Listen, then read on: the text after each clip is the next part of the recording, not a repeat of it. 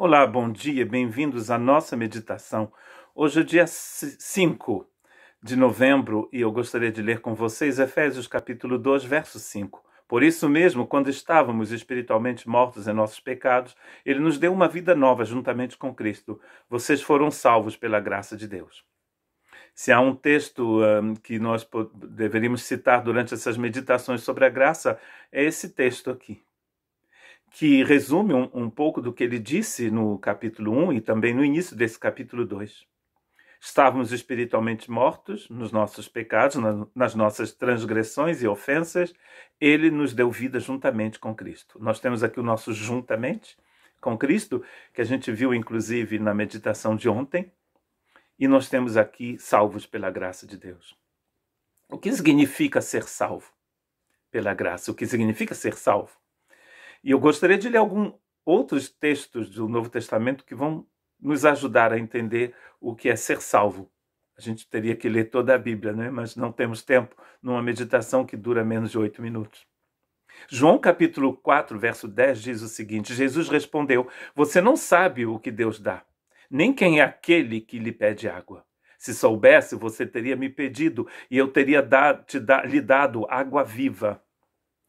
Ser salvo aqui é beber da água viva.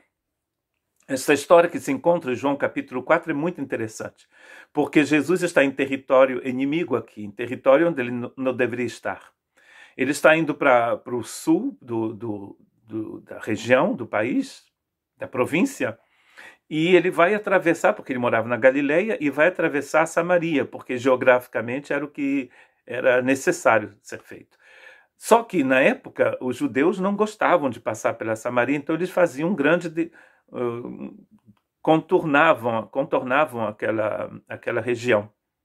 Mas o texto de João nos diz que Jesus deveria passar, tinha que passar pela Samaria. E ele vai chegar com os seus discípulos num vilarejo chamado Sicar, e ali ele vai encontrar uma mulher no poço.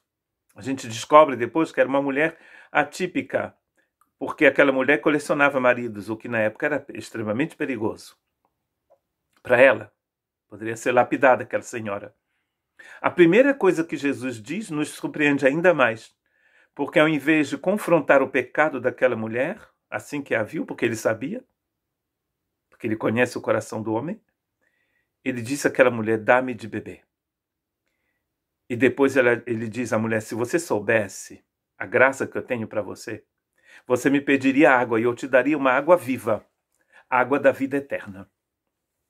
O fato mesmo de Jesus ter passado pela Samaria e ter conversado com aquela mulher num poço, que inclusive havia sido feito pelo Jacó, muitos séculos antes, isso já é graça em si.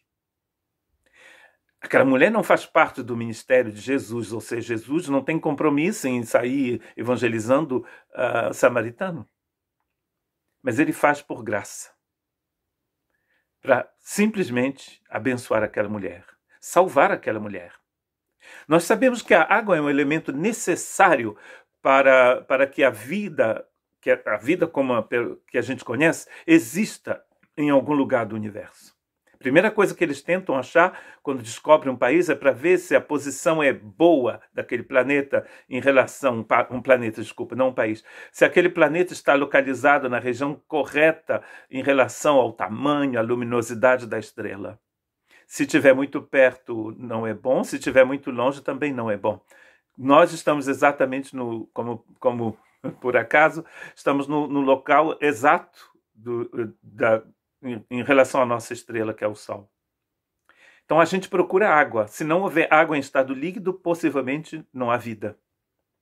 É o que a gente tem, a bênção que a gente tem nesse planeta chamado Terra. Jesus fisicamente precisa da água. E aquela mulher é quem tem o balde para pegar água no poço. Mas o que Jesus deseja realmente com aquela mulher é lhe oferecer água da vida. Porque sem Jesus a gente morre de sede. Nosso espírito não tem como viver sem Jesus. A gente precisa, isso é graça. E a salvação é beber dessa água aqui. Romanos 3, 23 e 24, pois todos pecaram e, portanto, estão afastados da glória de Deus. Então, a salvação aqui é estar em contato com a glória de Deus. mas elas são declaradas justas de modo gratuito, pela graça de Deus. Isso acontece por meio de Jesus Cristo e elas são libertadas do pecado. A salvação é receber essa liberdade do pecado. O salário do pecado é a morte, mas o dom gratuito de Deus em Cristo Jesus, nos diz Romanos, é a vida eterna. A água da vida, a vida eterna, a glória de Deus, foi o que ele veio nos oferecer, mas estávamos mortos. Então ele veio nos oferecer, pela graça dele, este presente. Mas, infelizmente, se a gente precisa ser salvo, é porque a gente precisa ser salvo de uma perdição. E a má notícia é que essa perdição ela é bem real. Os quais, por castigo, padecerão eterna perdição, ante a face do Senhor e a glória do seu poder. Padecerão eterna perdição. Se existe vida eterna, existe também morte eterna, chamada de segunda morte no livro de Apocalipse. A importância de nos rendermos completamente ao Senhor hoje é que o Senhor nos oferece vida eterna, nos oferece salvação, nos dá de beber. Se você já conhece esse Jesus, se você já bebeu dessa água, permaneça firme nesse propósito de continuar bebendo dessa água. E compartilhe ao seu redor com aqueles que ainda não beberam dessa água esta grande salvação. Porque nós somos salvos pela graça.